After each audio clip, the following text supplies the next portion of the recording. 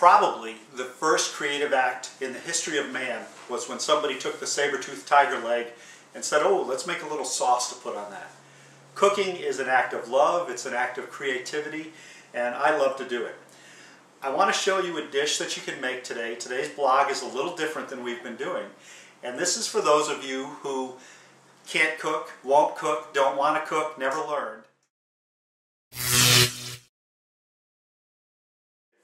Well, today I'm going to show you a very simple Italian dessert that I actually learned to cook in Italy at cooking school, and it's called Panna Cotta, which is just cooked cream. And for all of us, we come to a point in life where we have to fake it sometime, and for some of us, that's in the kitchen. And for others, that's other places. But for in the kitchen, all you need to make Panna Cotta is some cream, some sugar, which I've already measured out, a little bit of gelatin, and you let it simmer on the stove. And it's 2 tablespoons and 2 teaspoons of water, and I put it in in just a little bit of another measuring cup, and I'm going to put a little bit of gelatin in there and just let it soften up. So we're just going to pour it in and let the gelatin soften up. Now gelatin, you probably don't want to serve it to a vegetarian. If Katie Lang's coming over, don't serve the Panna Cotta, but it's what makes the cream have that sticky feel to it. So then we're going to take 2 cups of whipping cream.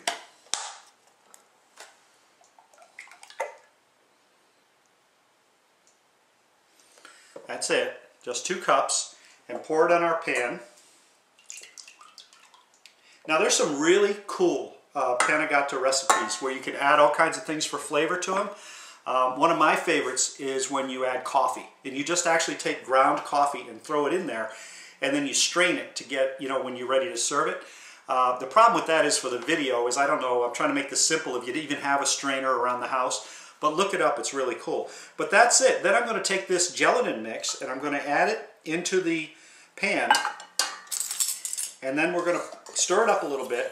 And then I'm going to put it on the stove and let it warm up. I don't want it to boil. I'm just going to get it to the point where it's simmering.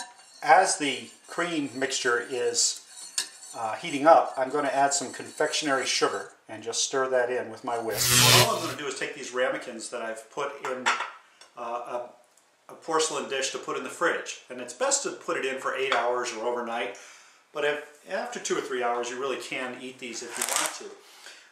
I've heated. It's important when you heat the cream mix not to boil it, and really what you want to make sure is that that gelatin isn't lumpy and that the sugar's dissolved as well.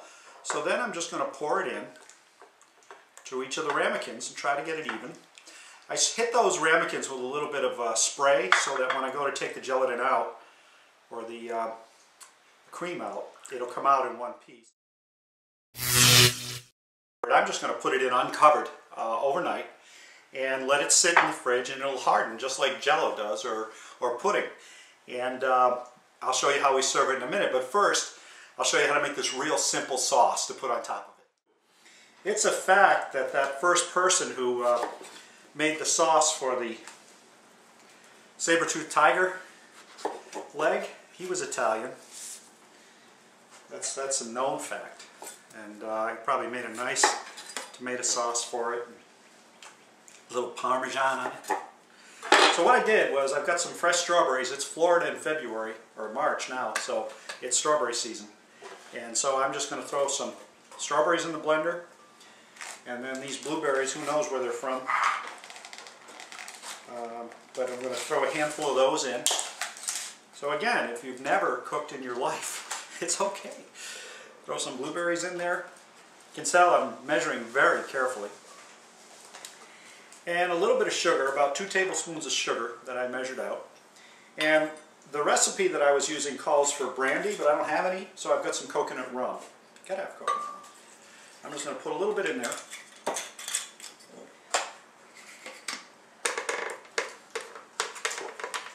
And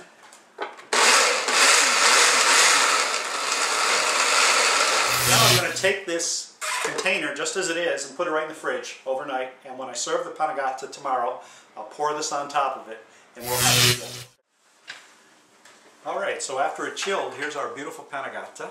It comes out just in the shape of the ramekin, as you can see. And then I took some of that sauce that I made with the blueberries and strawberries, and we're just going to pour it on top like that. I don't know how well you can see that, but it's just a beautiful consistency. And it comes out,